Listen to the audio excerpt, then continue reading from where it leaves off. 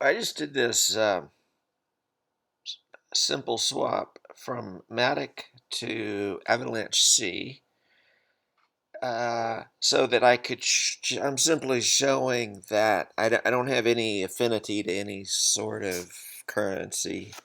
You just have to know which ledger to look at, and so that's why I figured, hey, I'll do some of this stuff, this work I'm doing on Avalanche instead of Matic, and it's that easy. However, simple swap is not particularly easy because for whatever reason it won't open up a MetaMask transaction for you. It just kind of describes what it wants you to do. At any rate, the goal is to get some Avalanche into this address, and this is not a spendable address. Part of how you know that is that is so unlikely, so unlikely that it should be obvious.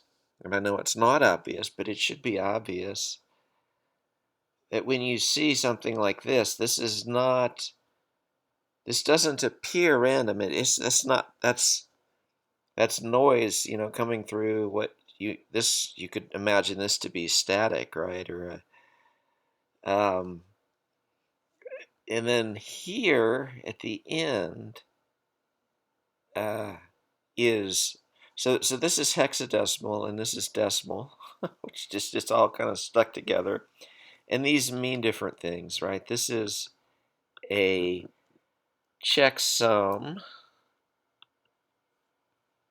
of this strange little function. This is actually a bash function, and it doesn't do anything, but you could run it. These are essentially comments, but it's a comment that is not that is sort of compiled into the system, right? These are instructions that never execute, similar to an op return code. So, and that's kind of an abstract concept. There's a lot of abstract concepts here, right? This is a reference to Finnegan's Wake, right here, and I believe this is page 23. Yeah, page 23. Halfway down, there's this, and this handy website helps you explain this. You see, the trick to Finnegan's Wake is you're allowed to cheat. You're encouraged to cheat because it's just so very different from really anything else out there. Which I think it's a perfect oddity to help me, just create enough interest in this project, right? So we have a function called o.foenix.culprit, which appears to be more of an incantation than anything else. And if you send it to, if you instead of sending it to the screen where we might see this, it's also sort of a Harry Potter reference here, right? Uh, you send it to this command, and that creates this little number here, right? So that 63613. This kind of tells you about the sum command. That explains this part at the end. This part here is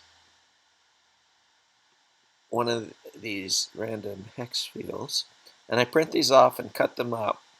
So I have a little workbook that I got from IBM, a little writing pad. It's unruled. It's got little dots on it.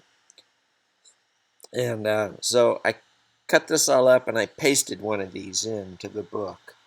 So now I can write in the book things about all of this sort of, you know, beautiful insanity of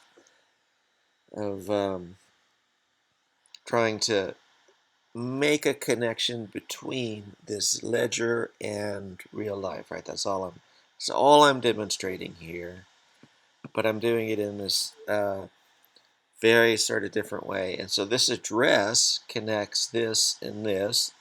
I don't know how you would find this address unless you were shown that. And here's a MetaMask transaction where I'm going to send a tiny bit of Avalanche to that address. And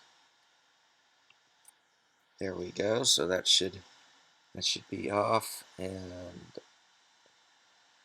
you know, that's it's sort of what I do, and I can only imagine that if I just keep doing this and keep uh, talking about this, then it will begin to click, right?